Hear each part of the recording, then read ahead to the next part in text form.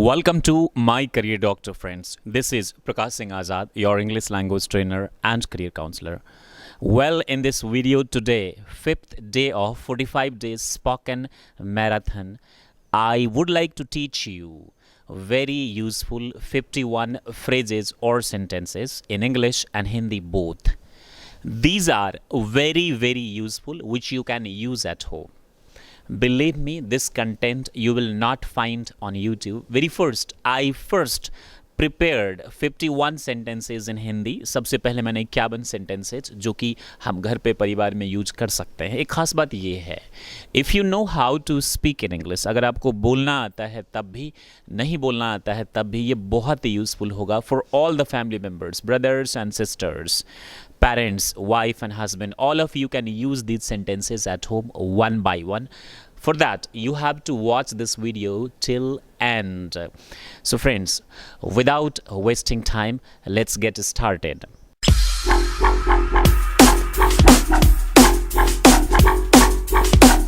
Friends, ये जो sentences हैं 51, इन्हें मैंने पहले हिंदी में लिख लिया और इसीलिए सिस्टमैटिक ढंग से बताने के लिए I have to use my cell phone so that I can make and explain it to you one by one. Otherwise या तो मैं ज़्यादा बोल जाऊँगा या फिर बहुत कम.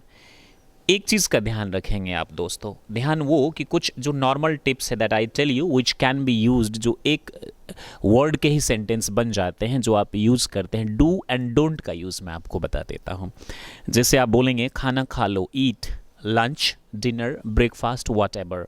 और जब आप बोलेंगे खाओ ना, खाइए ना, सेंटेंस पे जब आप एम्फेसिस डालेंगे तब आप यूज़ कर देंगे उसमें डू, ईट. जैसे जाओ, गो, जाओ ना या जाइए ना, जाबे, then you will use do go. I hope you get it. Eat, do eat. Laugh, हंसो, और डू लाफ, हंसो ना. I hope you get it. ये सिंपल सेंटेंसेज आप यूज कर सकते हैं. ये आउट ऑफ 51 है. जैसे कि स्लीप, सो जाओ, और डू स्लीप, सो ना. जहां भी आप do means you are putting emphasis on sentence. I hope you get it. Very first, when we get up in the morning, our mothers say us, बेटा जल्दी उठ जाओ, सुबह हो गया. इन इंग्लिश वी से सन गेट अप और सन wake up. Wake up का मतलब जगना और जगाना दोनों होता है, और गेट अप का मतलब सिर्फ जगना ही होता है. That you please keep in your mind. Son get up और you can say son wake up. It's morning now. Now son, थोड़ा और सोने दो ना माँ. Let me sleep for some more time. Some more time का मतलब कुछ और समय के लिए. Let me sleep. लेट का यूज़ हम करते हैं, जैसे कि लेट मी गो, मुझे जाने दो. लेट हर कम, उसे आने दो. लेट मी टीच, मुझे पढ़ाने दो. लेट अस गो नाउ और लेट्स गो नाउ, चलो अब हम चले. तो यहाँ let me sleep for some more time mom, you could use this sentence. The next is नहीं उठो, ब्रश करो, हाथ मुंह धो और नहा लो. नो. गेट अप फास्ट और हरी अप. हरी अप का मतलब होता है जल्दी करो. हरी अप मीन्स जल्दी करो. Get up fast. Go brush your teeth, wash your face and take bath. Yes, ma'am. I just shoot a video. I have YouTube channel. All right. Any problem? You live in this? I'm sorry if I make any disturbance. It's okay. Thank you. Nice. So, hurry up, make it fast, quick, go, freshen up. You could use this sentence, freshen up. It's a verb. It means just get freshen up. I mean, wash your face, brush your teeth and all. And take bath fast. The next, what you can do is, and one more thing, बिस्तर खुद से लगा लेना. Make your bed self. Make your bed self. खुद से, या make your bed self. Nice. You would use this sentence. पापा कहाँ हैं? Where is पापा? और where is father? मम्मी, पापा योगा कर रहे हैं. पापा is doing yoga. Papa is English word also. Papa, these are, you could say, slang kind of things and all. The correct English is father. And that is also being used. Papa is doing yoga. Father is doing yoga. Dad is doing yoga. गंदगी मत फैलाओ. अगर घर में आपको दिख रहा है कि बहुत ज़्यादा गंदगी हो रही है तो you would use do not mess up. Mess up, MESSUP, up. Do not mess up or do not litre, LITTER, do not litre. Do not का मतलब होता है बिल्कुल नहीं, और डोंट का मतलब कोई चीज़ होता है टेम्परेरी, याद रखिएगा। If I say don't laugh, it means I want you right now not to laugh. और do not laugh का मतलब होता है permanently I want you. You might have seen written at public places, do not spit here. यहाँ थूक मत फेंको, spit means थूक फेंकना, and do not means permanently. It is appeal to you that do not means, you get it ना, do not mess up. I repeat, गंदगी मत फैलाओ। जब आप बोलेंगे तो क्या बोलेंगे? Do not mess up or do not litter. I hope you get it, my dear friends. Nice. The next would be in this sentence, ये फ्रीज किसने खोल दिया? कोई चीज़ जब बंद है और उसे हम स्टार्ट करते हैं, जो खास तौर से कवर्ड हो, जैसे गेट घर का, तो वहाँ ओपन हम यूज़ करेंगे, फ्रिज के लिए ओपन यूज़ करेंगे। लेकिन टीवी को खोलने के लिए हम स्विच ऑन का यूज़ करेंगे। ट्रेन के लिए स्टार्ट और डिपार्ट का हम यूज़ करते हैं। ये चीज़ ध्यान रखिएगा। ट्रेन का जो ग्लास है, जो खिड़की है, for that you will use open. So ये फ्रीज किसने खोल दिया? Who opened the fridge. यहाँ एक और इम्पोर्टेंट चीज़ मैं आपको बता देता हूँ। द का यूज़ हम करते हैं जिन चीज़ों के बारे में स्पीकर एंड लिसनर को मालूम होता है, वहाँ हम यूज़ करते हैं the. Like where is my cell phone, मेरे सेल फोन कहाँ है? The pen is, the boy is not here means the boy, it means speaker and listener know about the boy. This is why we use the boy. जिन चीज़ों के बारे में speaker और listener को मालूम है, वहाँ पर हम यूज़ करेंगे the boy. The boy, alright? बेटा ज़्यादा टीवी मत देखो। Son, do not watch too much TV. Do not का मतलब परमानेंटली आप कह रहे हैं, और डोंट वॉच मतलब ज़्यादा टीवी आप मत देखो। टू मच ये आप सजेशन दे सकते हैं। अपनी किताबें सही कर लो। सेट योर बुक्स, या फिर arrange your books, notebooks, pens and all. Alright. और अरेंज योर बिलोंगिंग्स। बिलोंगिंग्स का मतलब होता है आपसे जो सामान बिलोंग करती हैं, जो आपके कब्जे में हैं। नेक्स्ट, मदर सेज अच्छे से हाथ धोया करो। अगर आप बिल्कुल आप स्ट्रिक्टली गाइडलाइन आप दे रहे हैं, तो do wash your hands properly. Do wash, do wash आप सिंपली बोलेंगे वॉश योर हैंड्स प्रॉपरली, और बिल्कुल स्ट्रिक्टली आप एम्फेसिस देकर बोल रहे हैं, तो do wash your hands properly. अब बच्चों ने परेशान कर दिया, सबसे परेशान कर दिया, right?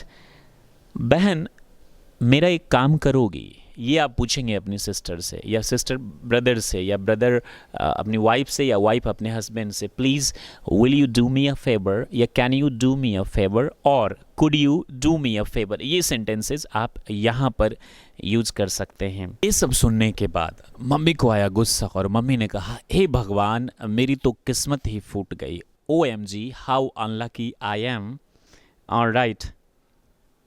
Husband says wife facing husbands will get president award. Now the wife says अच्छा तब तो पत्नी को नोबेल पीस प्राइज मिलेगा। And yes, the wife will get Nobel Peace Prize. The wife will get Nobel Peace Prize. Next, कहना आसान है करना मुश्किल। Easier said than done. कहना आसान है करना मुश्किल। Easier said then done. Shirt पहन लो, और शर्ट ये बहुत अच्छा फ्रेज है, ध्यान से सुनिएगा। शर्ट पहन लो को हम पुट ऑन शर्ट भी बोलते हैं, या फिर हम ड्रेस अप भी बोल सकते हैं, या फिर वियर योर शर्ट भी बोल सकते हैं। शर्ट या कपड़े खोल लो, इसके लिए हम अनड्रेस यूज करते हैं। पुट ऑफ का भी हम यूज कर सकते हैं। In the previous video a girl had said to me that put off का यूज़ हम यहाँ नहीं करते। You could use it. It's not proper exact I mean phrase, but you could use it. Alright. So undress या फिर take off और put off you could use it. अब कुछ ऐसे sentences मैं आपको बता देता हूँ जो put on और put off से होता है। देखिए, जो कोई इलेक्ट्रॉनिक प्रोडक्ट है, इलेक्ट्रिकल प्रोडक्ट है, तो वहाँ पुट ऑन या फिर स्विच ऑन का इस्तेमाल कर सकते हैं। टर्न ऑन का भी इस्तेमाल कर सकते हैं, जैसे कि पंखे ऑन कर दो। Switch on the fan. The क्यों हमने यूज़ किया? क्योंकि हमें मालूम है the fan is here. Switch on the TV, या टर्न द टीवी ऑन, या put on the TV. Put on the fan भी बोल सकते हैं, स्विच ऑन भी बोल सकते हैं, और you could use also turn the fan on. It would be better you use switch on. All right. Nice. तो देयर इट इज़। अब इसके ठीक उलट टीवी बंद कर दो, टर्न द टीवी ऑफ या put off the TV. Alright, switch off the TV. So जो स्विच के जरिए जो चीज़ें स्टार्ट होती है वहाँ आप स्विच ऑन, पुट ऑन या टर्न द टैप ऑन का इस्तेमाल कर सकते हैं। अब जब आपको बोलना पड़े कि कपड़े पहन लो, पुट ऑन द ड्रेस या ड्रेस अप। ऑलराइट, अनड्रेस या पुट ऑफ द ड्रेस, जब आप बोलेंगे खोल लो या उतार लो। पुट ऑन द शूज़, जूते पहन लो, put on the shoes means जूते पहन लो। Next, put off the shoes, हालांकि टेक ऑफ का भी यूज़ होता है। और लेस, LACE, इट मीन्स फीता। ऑलराइट, लेस, लेस मीन्स फीता और फीता लगाना भी। लेस योर शूज़ का मतलब अपने शूज के फीते आप क्या कर लीजिए, लगा लीजिए। नाइस। पुट ऑन या टर्न द टैप ऑन, नल, नल का चला दो, टर्न द टैप ऑन, नल का चला दो। And turn the tap off, नल का बंद कर दो। यहाँ पुट ऑन पुट ऑफ का यूज मत कीजिएगा। Nice. Put on makeup, makeup लगा लो, put off this is. Could you please put on my favourite channel, could you please put on my favourite channel, मेरा वाला फेवरेट चैनल लगा दो। Now, कभी गलती मत करो, तुम्हारे पापा बहुत स्ट्रिक्ट हैं। नेवर डू मिस्टेक्स और नेवर कमिट मिस्टेक्स और never make mistakes. Your father is very strict और your father is very angry. Nice. खाने के लिए टेबल लगा दो, ले और सेट द टेबल। इधर यू वुड यूज ले और सेट द टेबल, मेज साफ कर दो।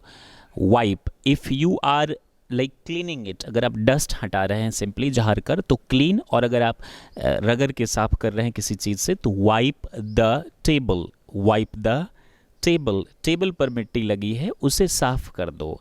There is dust on the table, please clean it और वाइप इट। इधर क्लीन इट और वाइप इट। कृपया टेबल समेट दो, fold the table, fold the table. यहाँ वहाँ सामान क्यों बिखरा पड़ा है, why things are messed up और why things are scattered here. इधर मेस अप और बिखरा हुआ है तो मेस्ड अप, मेस अप का मतलब कोई सामान जो बहुत तंग हो जाए घर में। Why things are messed up here, why things are, why do you mess up, यहाँ गंद क्यों मचाते हो, गंदगी करते हो। स्कैटर आप यूज़ कर सकते हैं। Later you could use these sentences. फर्श पर झाड़ू लगा दो, स्वीप द फ्लोर। स्वीप का मतलब होता है बुहारना और स्वीप से ही वर्ड बना है sweeper. I hope you care it, sweeper.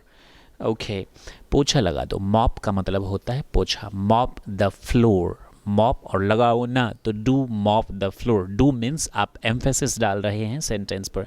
ज़मीन को धो दो, जब कभी भी आप पानी से धोते हैं, सब साबुन यूज़ करते तो wash, wash the floor, wash the floor, wash the dishes. Kitchen के लिए हमने जो पूरा किचन में काम आने वाले इंग्लिश के वर्ड, सेंटेंसेज और जो हम डिशेज का इस्तेमाल करते हैं, if you want to watch that, उसके लिए 2 dedicated videos we have made it.